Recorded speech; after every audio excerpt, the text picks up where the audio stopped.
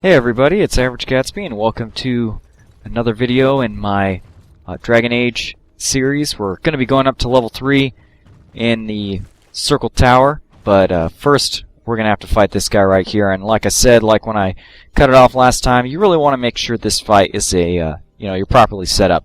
And this is a really good chance to sort of practice your tanking skills with Shale. This small fight right here is sort of a, micro version of several fights like this against one or more powerful enemies that you're going to have to encounter in this section. And so, I'm going to be basically recommending this same strategy over and over again. As you can see, first thing I'm going to do is I'm going to spread out Liliana and Wynn, my ranged people, because the last thing I want is for them to get in melee range of anyone. And I also want them to be far enough away from each other that if I was fighting some kind of mage, that a fireball wouldn't take both of them out and, knock both of them down. The last thing I want is for Wynn to, be faced with a knockdown and all of a sudden I have to, waste precious seconds while she's trying to get back up. So as soon as the Revenant spawns, I'm going to hit him with a roar or a taunt. I forget which one.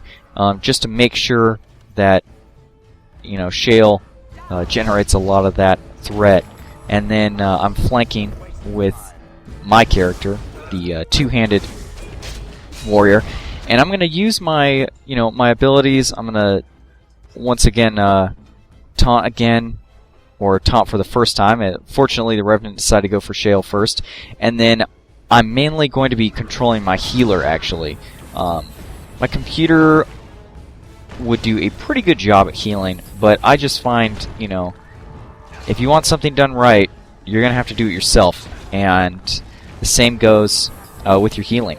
And so as you can see, I'm switching whenever my stamina rises up to a certain point with Aiden, my two-handed warrior, but other than that, I'm mainly healing. And you'll notice I'm actually mainly using regeneration as healing, and that's because regeneration is just an extremely powerful spell, and I highly recommend you use it. I'm actually probably using it a bit too much, but as you can see, Shale is never even dropping below 50% health, and I've still got plenty of mana. I don't think I have to use any mana potions this entire time, or have to use any... sorry, not mana, lyrium potions, and I don't think I have to use any... potuses as well. Notice too though, I didn't quite have her stats set up. And there we go, we take out the Revenant. And as you can see, the flanking damage was really great for Aiden.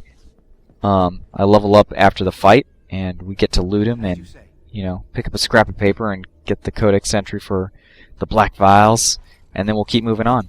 But you'll notice I'm going to get rid of heroic offense and heroic defense on Wynn really soon, because she doesn't need to be casting that, and it's especially dumb when the computer casts it, like you saw, and you're right in the middle of a fight. Now, I wouldn't normally show all the looting that goes on here, but there's a bunch of really important stuff, so, hit the button to see everything, and I highly recommend you go get everything, and, always get those codex entries too. Just like playing the game without having a rogue, if you're missing out on these codex entries, you're missing out on literally thousands of points of experience. So I, highly recommend that you always have, that you're always going for those. Pick up everything, even if you think it's worthless. Every little bit is important, and every little bit is going to give you, some kind of experience, which does nothing but help you.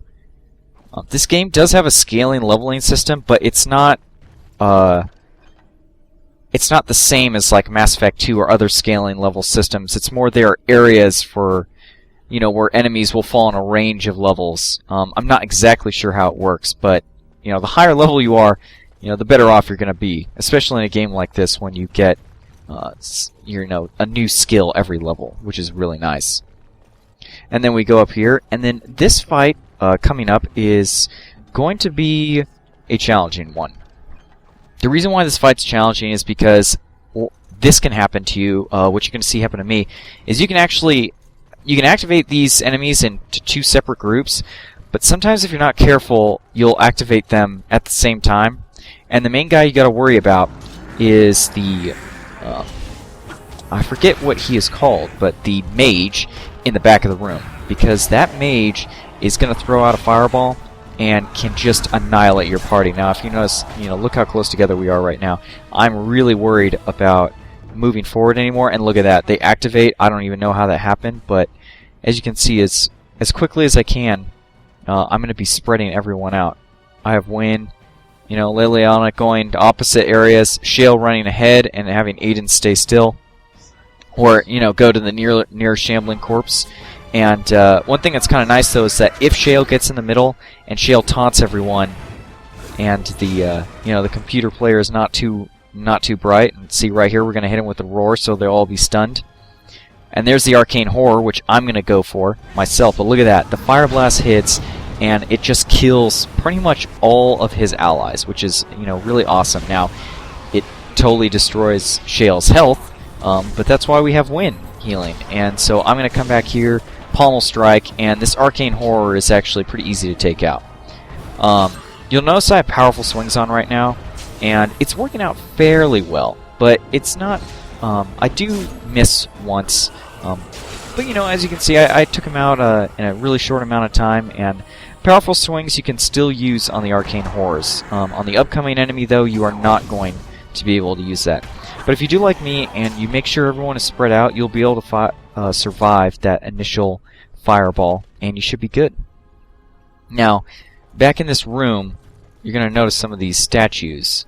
That's for a quest that is going to be coming up real soon.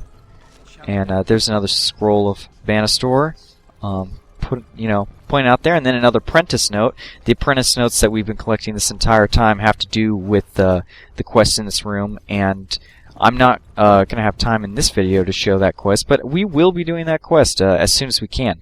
We've still got a couple more rooms we got to go through up here before we can gain access to all the statues that we need to go ahead and touch.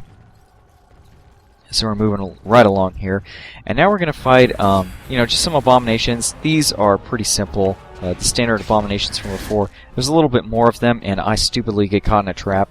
But Shale once again is going to throw out that taunt, and we're going to be okay as far as everyone goes. As you can see, taunt has a huge range, so don't doubt it. Now, for some reason, Liliana runs in there and decides to get in close range, which is kind of bad. But fortunately, she resumes, being an archer, which is nice. And look how powerful these powerful swings are. I mean, I'm getting 70-something damage per hit. That's really nice, and that's only going to get better. I am missing occasionally, but Now, for these abominations, you kind of want to set up your team in such a way that you don't get caught. Or I'm sorry, for the lesser rage demons, so that you don't get caught in the crossfire like you see my team. And right here, I accidentally used the revive spell instead of I meant to hit the group heal. So pay no mind to the revival. That was supposed to be a group heal, and that was just me making a mistake. I do make plenty of mistakes in these games. I try to edit most of them out, but all right, we'll keep going through here. And as you can see, I'm going behind and pommel striking as often as I can. I'm pretty worried about Shale right now, dying, but he's going to make it. He's getting it with the heal and a health potus, and so he's going to be fine. As you can see, it's really good that I moved Liliana out there, because she would have definitely been dead from those other lesser rage demon hits. Once again, the abominations will hurt you a bit, and the rage demons, some of the enemies will explode when they die, but once again, you don't really have to worry about that too much. And so we cleared out this first room. As long as you're prepared for that rush that's going to happen to you, you should be good. And now we start the gauntlet of these rooms. And there's a fight coming up very soon that is not going to be easy. And you're kind of given a prequel to that with these possessed Templars. The biggest thing that you can do as far as avoiding basically getting hurt with these Templars is to pull Wynn as far away from possible as the Templars as you can, because she will just get all of her mana drained very rapidly. These first two aren't really too difficult, but the next fights are going to be really tough. Anyway, my video is kind of drawing to a close here, so I'm Average Gatsby. I hope you enjoyed this video. Please give me any feedback you like, and come check out my live plays the next time they happen. So I'm going to be doing more of those, and I'll let you know in advance. I will see you all later.